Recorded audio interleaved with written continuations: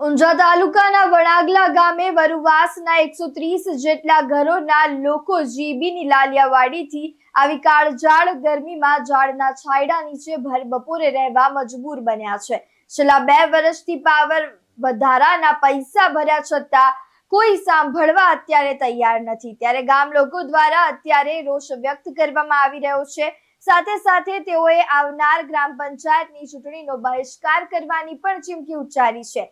આ સમગ્ર બાબતને લઈને અમારા ચક્રવાત ન્યૂઝના પ્રતિનિધિએ સ્થાનિય ધારાસભ્યનો સંપર્ક કર્યો તો ધારાસભ્યને આ અંગે કોઈ માહિતી ન હોવાનું જાણવા મળ્યું છે, પરંતુ ધારાસભ્ય દ્વારા વહેલી તકે સમસ્યાનું સમાધાન લાવવાનું આશ્વાસન પણ આપવામાં આવ્યું છે। 2024 કરેલ છે। ગયા વર્ષે વારંવાર અરજી અને મૌખિક બી કીધું તો બી અમારી રિપ્લે અમને કોઈ મળતો નથી।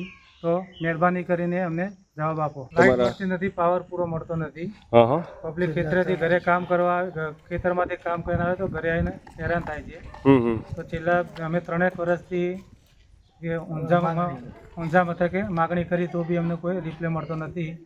આજે બી અમે મળી આવ્યા તો બી અમને ગઈકાલે મળ્યા તો બી અમને કીધું ઠીક છે, અમે જોઈશું। હજી સુધી કોઈ અમને પાવર મળ્યો નથી। તમે જે લોડ વધારાની ફી ભરેલ છે? હા, બરાબર। દરેક મોસ્ટ ઓફલી પબ્લિકે એસી માટેની જેના ઘરે છે બધાને ફી ભરી દીધી છે। પાવર વધારાની ફી ભરેલ છે તમે? બરાબર। અને કેટલી વખત તમે કચેરી ગયા છો રજૂઆત માટે? 3 વર્ષથી કન્ટિન્યુ ઉનાળામાં ધક્કામુક્કી ખાઈને અમે પાછા આવીએ। બરાબર। કોઈ જવાબ મળતો નથી અમને। અને વારંવાર પાવર કાપનો પ્રશ્ન બંધ? વારંવાર પાવર કાપ રહે છે। આગળના ભાગમાં એસી પાવર ઉપડી જાય તો અમારા ઘરે પંખા બી ચાલુ થતા। કેટલા ઘર હશે જે આ સમસ્યાથી પીડિત છે? બધા 135 નો મોહલ્લો છે અમારો અને 65 ની ડીપી છે। તો પાવર પૂરો કન્ઝપ્શન થઈ શકતો નથી। એટલે બરાબર। અમને આવી રીતના બધા માણસો ભેગા થઈને લીમડા નીચે ટાઈમ પાસ કરીએ છીએ।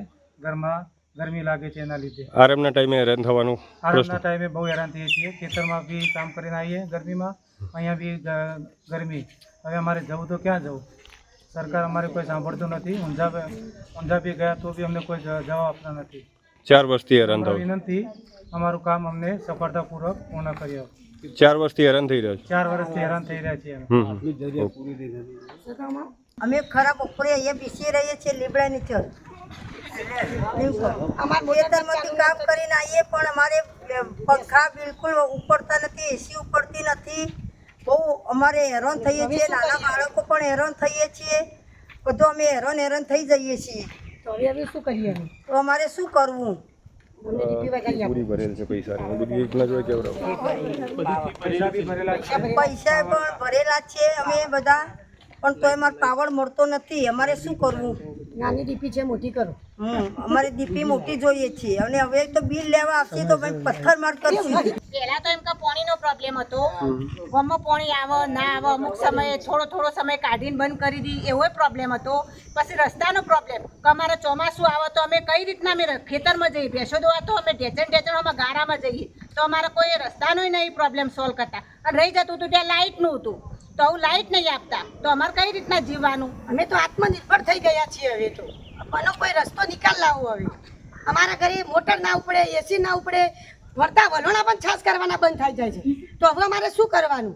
આનો કોઈ તો નિરાકરણ હશે ને સરકારને। હવે અમે વોટિંગ કરવા પણ જઈશું નહીં, અમારો નિકાલ આવશે આનો પ્રશ્નનું સોલ્યુશન તો જ હવે અમે જઈશું, નહીં તો અમે વોટ આપવા જવાના નથી। અમારું આટલું કામ થઈ જવું જોઈએ। જયદેવસિંહ રાજપૂત સાથે ચક્રવાત ન્યૂઝ ઊંઝા।